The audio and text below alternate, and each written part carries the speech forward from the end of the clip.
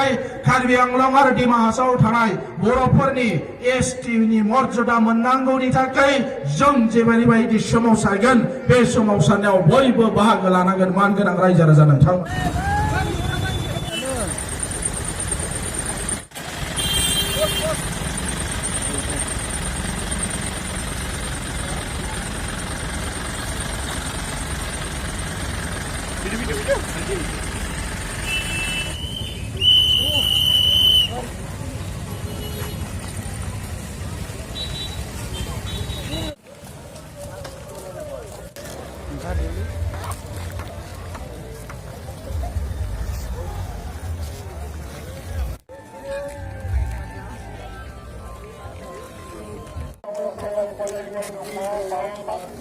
गाहाय फारसे ओंखारबोनो थाखाय फोरोंगिरि हरनाय जाहैबाय आरो बे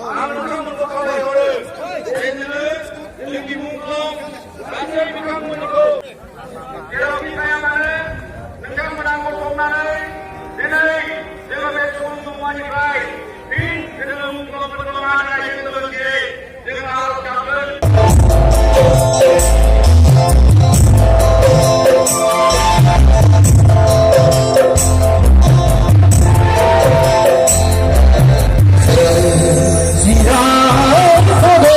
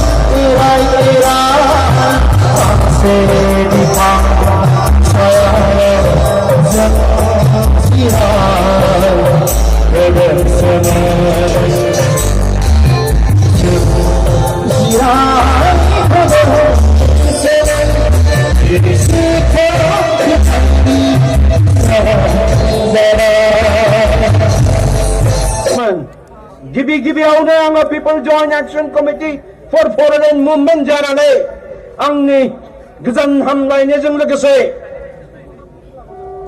आंनि मोजां मोननाय आरो खुलुमनायखौ आङो जासिहरनाय जाबाय।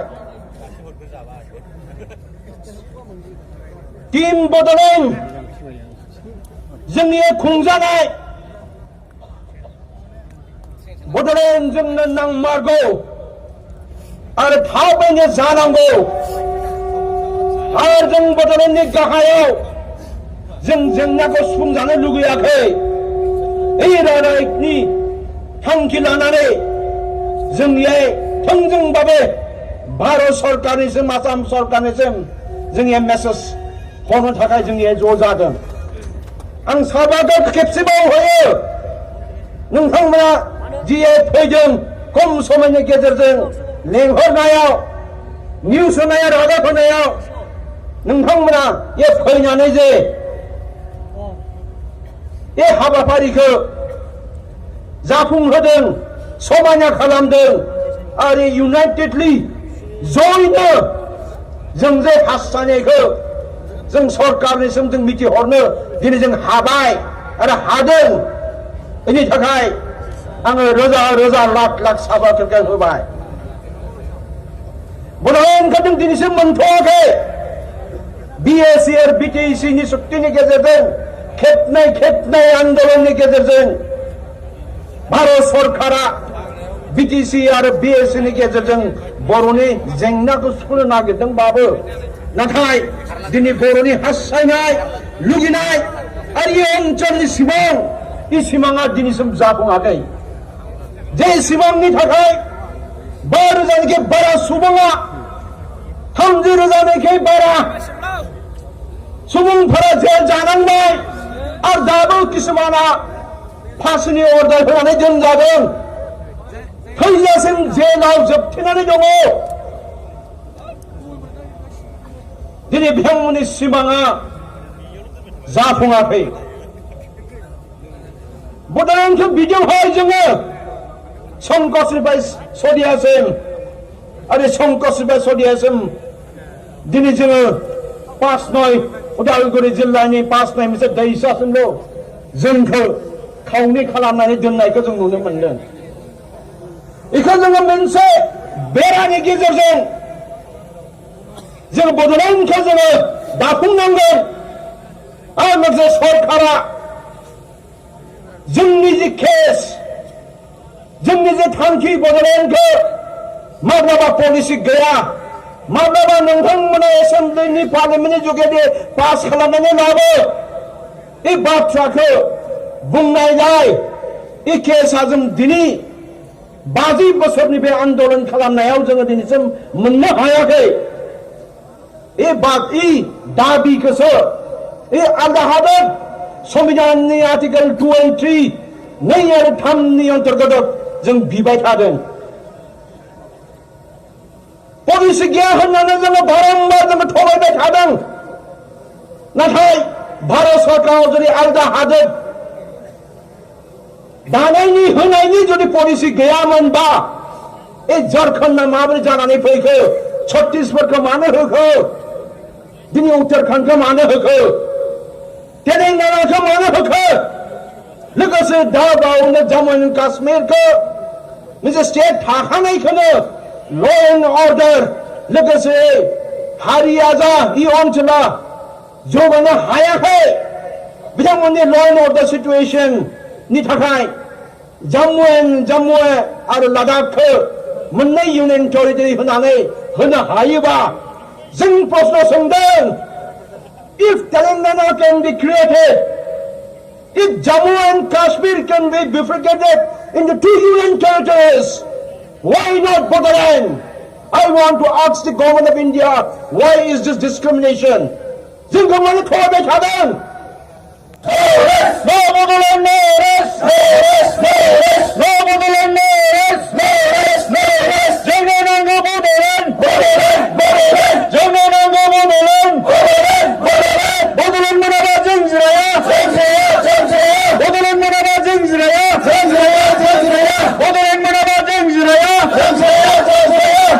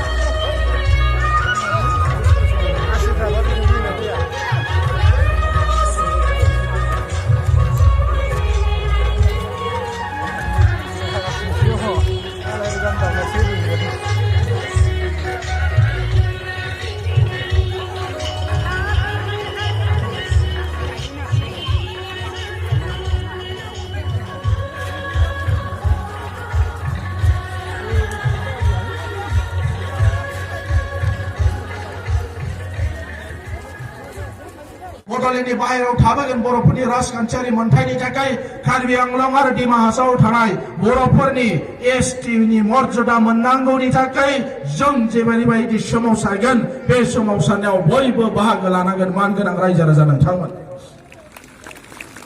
नैथियाव सिसिटुआ ट्राइबेल संघ आरो जों एबसु आरो बेबायदि जेसेबां ट्राइबेल फरायसा आफादफोर दङ ट्राइबेलफोरनि गौथुम दङ बे गौथुमनिफ्राय जेसेबां फोसावजानो गोनां दङ मोनद' हारिफोरखौ एसटि खालामनायाव होबथानांगौनि थाखाय बे सोमावसारनायावबो लैहोर लैहोर बाहागो लानांगोन।